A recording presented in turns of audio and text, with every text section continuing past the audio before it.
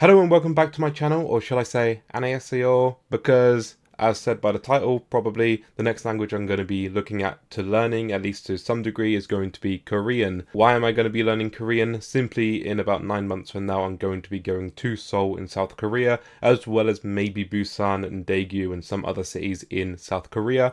And I'm going to be there for a couple of weeks. And so by learning the language at least to a little bit is going to be really useful for me just to get around day to day. And so because of that, I'm going to be wanting to learn like pretty much like the Korean basics in regards to how to get around in a restaurant, how to get around in a train station, how to get around in like shops and like that kind of day-to-day business. Recently I just went to the Czech Republic. I posted a few posts here on my YouTube channel, so maybe you've seen it, maybe you haven't. But I went to Ostrava in the Czech Republic, which is like the far east of Czech Republic, and I first of all landed in Brno, which is kind of more central, I guess central southern part of the Czech Republic.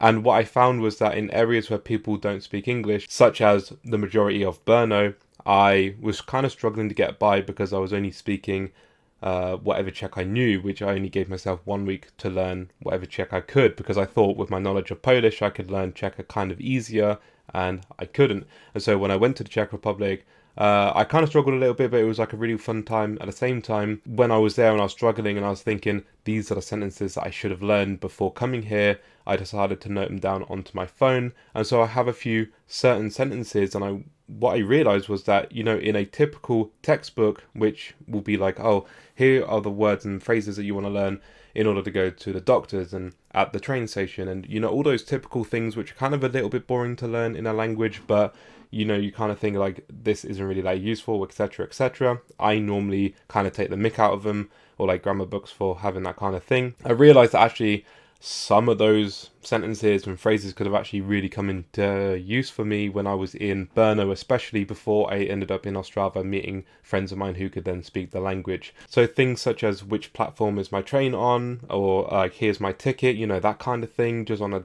platform like train station, as that was the majority of my experience in Brno. Just a couple of sentences which I then noted down because actually these would have been really useful for me to learn, so that in the future when I learn other languages that I'm looking at going to the country for, I then know what kind of situations I'm going to be in again, and therefore I can learn those sentences to hopefully not get myself in that same situation of not knowing what people are talking about, or not knowing how to say a certain something in that language. And yeah, it just so happens that like I come back from the Czech Republic, and then we pretty much book a trip to go to Seoul, South Korea, not long after. And so I've got 9 months, give or take. It's about 230 days, I think, or something, to learn whatever Korean I can learn. And I'm really excited for this because like Korean is, I don't know, like it's a language that I have tried kind of before, but not really seriously. But now I've got like an actual goal and an end point to learn something. And I've kind of got in my head like the target that I just want to learn to be able to speak in these basic situations. I'm not going to be able to learn to speak in day-to-day conversations with people on the street in like you know, slang and stuff like that, but I'm going to try and learn to just like say obviously the very basics like yes and no's, but then obviously past that, because I've pretty much learned to say yes and no already, past that to being able to like, I don't know, like ask for a table for two and, you know, that kind of thing in restaurants. And like I say, in train stations, probably like airport vocabulary. So these are the kind of things that I'm going to be focusing on, as textbook like focused as they may seem. I think these are going to be kind of the things that I'm going to be interacting with day to day in Seoul, South Korea, or in any other place within South Korea while I'm there on my journey. But it makes it really interesting because obviously like Japanese is a language I've been trying to study for some time, and I've kind of given up with Japanese a little bit because it doesn't seem like I'm really getting anywhere with Japanese. And with Korean, I feel like I've given myself more of a proper basis as to here's how I'm going to start and here's how I'm going to progress, just everything that's kind of in my head. And so I wanted to discuss about that a little bit in this video, I guess. Obviously I've struggled a lot with Japanese to learn vocabulary. I very quickly found out that learning Korean is kind of similar, like learning vocabulary is quite difficult. Korean definitely stands out for that because there are far fewer cognates from the languages that I know currently that will connect Korean to me. So Korean is already something that stands out and is quite difficult in that respect. Even with the limited vocabulary in Japanese that I know, I don't think there's many, if any, cognates between the words I do know in Japanese and Korean, and if there are, they're quite distant where I can't even make that link. So pretty much, like, Korean is a almost brand new language to me in that respect. Also, the like it's a different script, and so because it's a different script, I have that hurdle to go over as well. I'm not going to be focusing 100% on learning the script like that good. I just want to learn it good enough to read majority of words, I guess, because my focus is going to be mostly on being able to just speak these pretty much like rudimentary sentences, and like being able to have like pretty simple like 1 to 2 minute maximum like dialogue with people in and around Seoul, South Korea, because as I say, it's going to be mostly like I guess from what I can probably learn within this time frame, like, you know, like restaurant vocabulary and like going into the shop, being able to identify sentences such as "would you like a bag" with that, or something along those lines, because in the Czech Republic, the amount of times I was asked, "would you like your receipt, would you like a bag for that," something like this, and I just had no clue what they were asking. I kind of got an idea of what they were asking, but not until after I kind of was like, like, what are you saying? Like, ne, ano, not sure.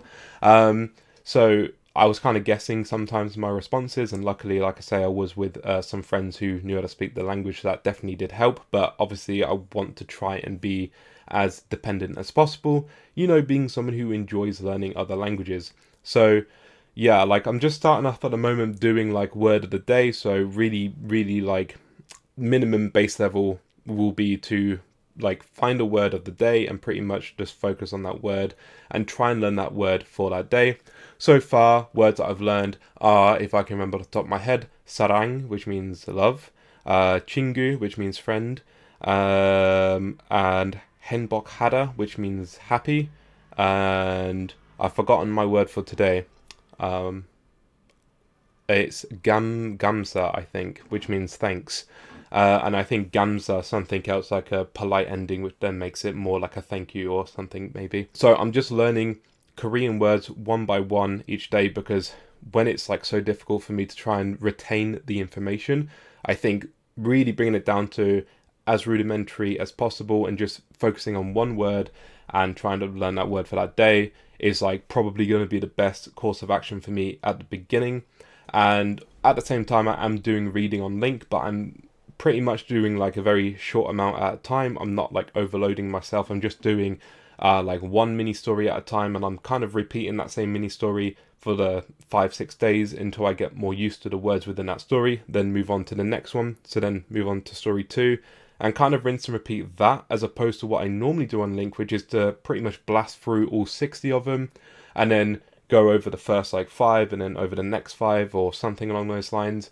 Because again, because it's hard for me to read in this language, because I obviously don't know how to read in Hangul, and also because it's hard for me to retain any words and information and everything, it's quite difficult for me to read more than, say, one story at a time. So I'm really slowing it down for this one, and I'm just reading sentence per sentence, really trying to break down the words, because similar to Japanese, you have like particles in Korean, and you have like obviously different endings for the politeness levels and things like that. So obviously things get confusing quite quickly if you're trying to overload yourself. So this is what I think is going to be a good course of action right now for me. Pretty much using Link, because I feel like Link has helped me so much with my current languages, and also just doing like a word of the day. I think those two things alone is going to help me a lot, just get some basics of Korean. And then eventually I'm going to look into things such as comprehensible Korean on YouTube. Hopefully there's something there on YouTube which will help me to get some comprehensible Korean in my day-to-day activity, or at least when I can, because again on YouTube I found channels which give comprehensible Japanese, comprehensible Polish, comprehensible Spanish, and when I find things that are actually comprehensible and I can watch the video and through one way or another, like I can understand the message, whether it's with my Japanese channel that I watch called Japarot, whether it's them going over a story and then going over it again like English to kind of explain, really break everything down. That's one way I understand it. Or with the Polish channel I watch, Think in Polish, that is a channel which just pretty much purely in Polish, and because of the way that they like kind of move their hands, and because of the way they speak at a particular pace which isn't too slow but isn't too fast, I just understand the majority of things that are said, and it's just like really useful for me. And I kind of feel like that's kind of what helps my learning progress. And so, yeah, that's something that I hope I can find in Korean as well. But I'm not sure at this point. But like right now, anyway, I'm just focusing on Link, and I'm also focusing on Word of the Day.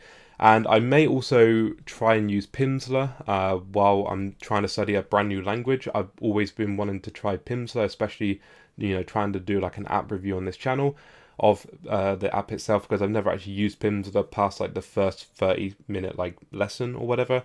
So I'm probably going to pay at some point at the end of this month or next month or whatever for like a month's worth of Korean Pimsleur, see how that goes, see if I want to continue with it, and I'll make a video at the same time as well talking about Pimsleur in a language app review, talking about the pros, cons, and whatever else I fancy talking about with Pimsleur. Overall, I hope that Pimsleur will help, because I don't really want to waste my time trying to learn things in Korean that I don't need to learn. But like so many people talk really good things about Pimsleur, I just want to give it like a 1 month thing to like trial it out pretty much in a language which I pretty much know nothing in so far, apart from like a set base of like maybe 70 words at this point, according to my link statistics at least. So that's pretty much like my like current state in regards to like languages, and like especially like with like studying Korean, like a brand new language that I'm pretty much like 4 or 5 days into at this moment in time, and very like slow into it as well. I've not gone intensive into it like I did when I first started studying Polish. I'm just going easy with it until I get more comfortable with the language. I also may or may not be going to Japan during this trip, during this like 2-week period for like a couple days. We don't know yet, but if I do, maybe I'll pick up a bit of Japanese as well, but we'll see. But Korean is going to be like the main one that I study for this particular trip that we're going on. So obviously I have this end goal. The motivation is the fact that I'm going to go to the country in about 230 days or so from now. So I've got like an endpoint, like a time frame in which I need to learn something, which hopefully if I had to put it on that CEFR scale, like an A1, A2 kind of level, just enough to get me by basic touristy like vocabulary pretty much is my goal. Nothing more. That's all I'm expecting to learn. If I learn more, or if I find like a love for Korean, obviously afterwards I will try and keep up with it. But as I say, I went to the Czech Republic recently, and I obviously really enjoyed Polish, and through osmosis or whatever, I also really enjoyed like other Slavic languages. While I was in the Czech Republic, obviously I bought a couple books, so obviously I had a backpack with me, and that was all like a carry, and it was almost full, so I could only buy like small books. But I did buy this one, which is a Czech to Ukrainian phrase book or something, maybe, which is like very thin. I thought this would be perfect to fit in my bag. I really enjoy just like languages mixing together. Why, if I ever wanted to learn Ukrainian, would I learn it via like English if I could somehow learn it via Czech or Polish or another language that I could potentially speak that was closer to Ukrainian? I don't know, I just find this kind of thing interesting anyway. So there's like the first page in this book, and it's kind of got like basic words, I guess, in both languages. And the next page then, it kind of breaks down the Ukrainian like alphabet there, but I don't really know the Czech alphabet. It's just really interesting. Like you open up on a random page and you can see the kind of thing that this particular book gives. It's just, yeah, Czech to Ukrainian, like phrases and words and that kind of thing. I figured if I ever wanted to learn Czech or Ukrainian or Russian, then I've got this Mluvnik, which is dictionary, and this is a bit thicker, but I don't know, I just saw it in the bookshop, and again, I just thought, one day this may come in handy when I want to look into Russian. So I've got like this, which I don't know if you can see, but pretty much it's just Czech phrases with the Russian phrases next to them. I mean, this is the kind of stuff that I could find in the Czech Republic, kind of stuff that I can't really find in, for example, the UK, like two languages which are not English, one like translating into the other or whatever. So I just find this kind of thing like quite interesting. I want to collect more things like this, like more books and that kind of thing from when I travel.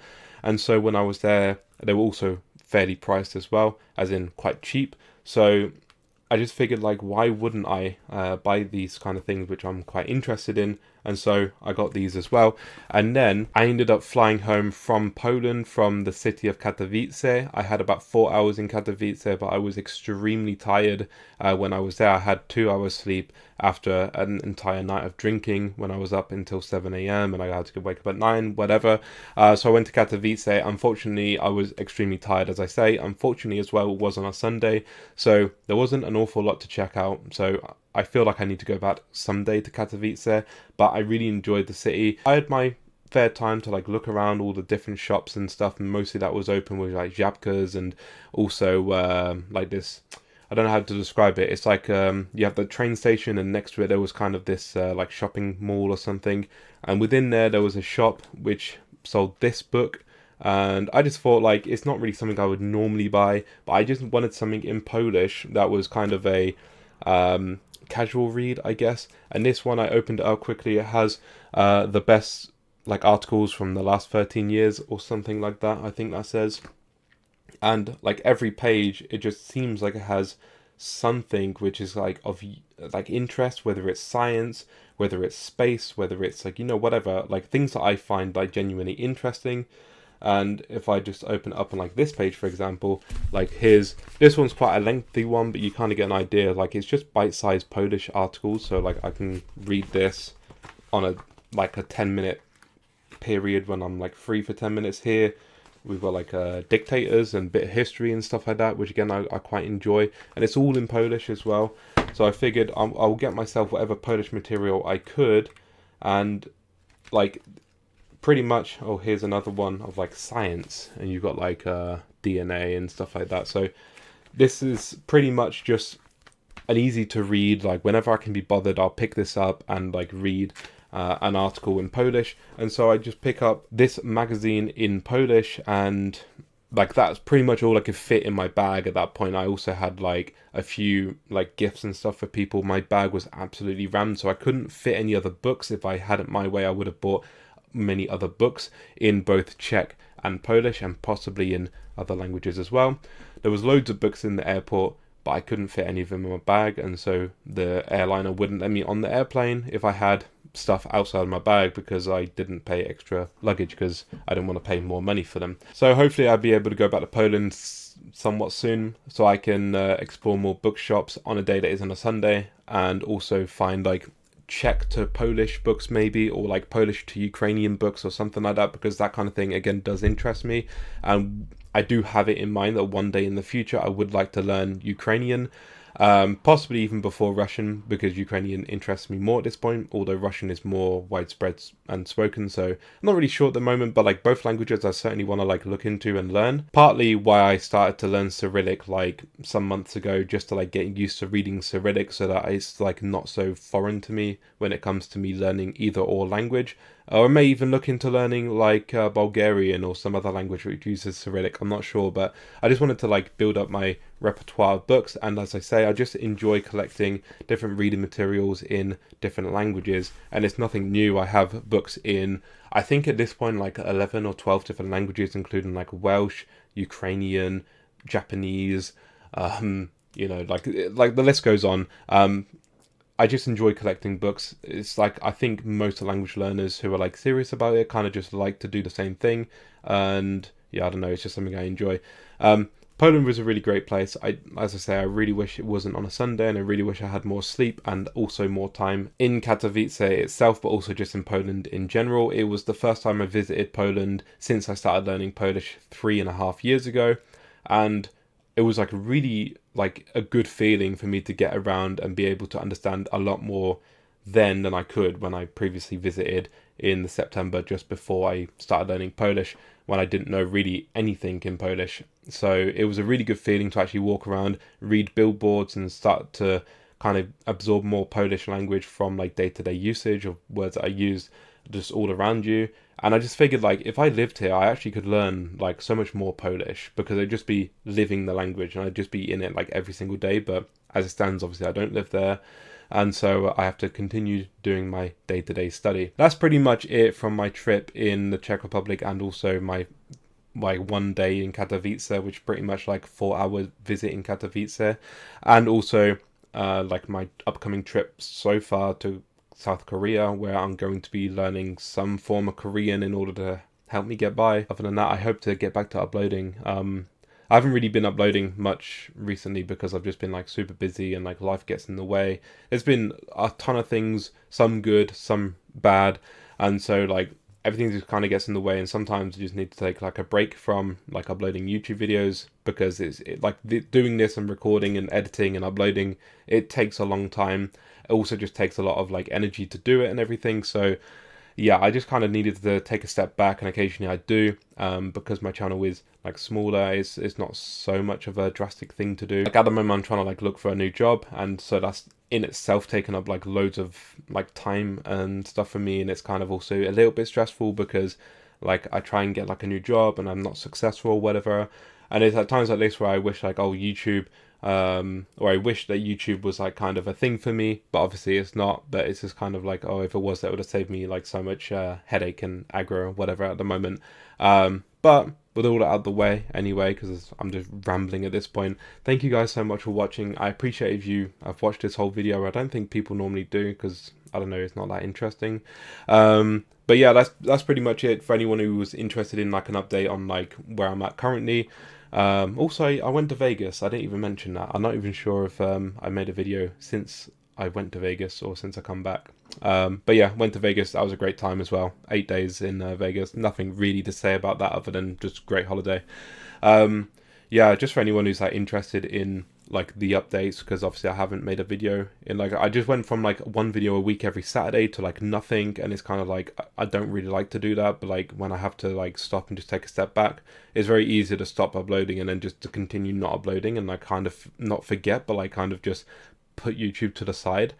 And yeah, I don't really want to do that, but sometimes like I kind of have to, when like other things are more of a priority, and just when life gets in the way and like life gets busy. So anyway, thank you guys so much for watching this video. I appreciate all of you who watch my channel, who subscribe, who like, etc. And if you're new around here and you're still watching, then I appreciate you so much for being here. Please subscribe to the channel. It would help me out a lot. The channel's all about language learning and whatever, like in my life. As I say, like I'm sharing like these kind of things that I have, like different language books, but also I try to share like tips and tricks on like language learning and that kind of thing. So if you're interested, please subscribe, and hopefully I'll see you guys soon. Until then, have a great day, and I'll catch you in the next one.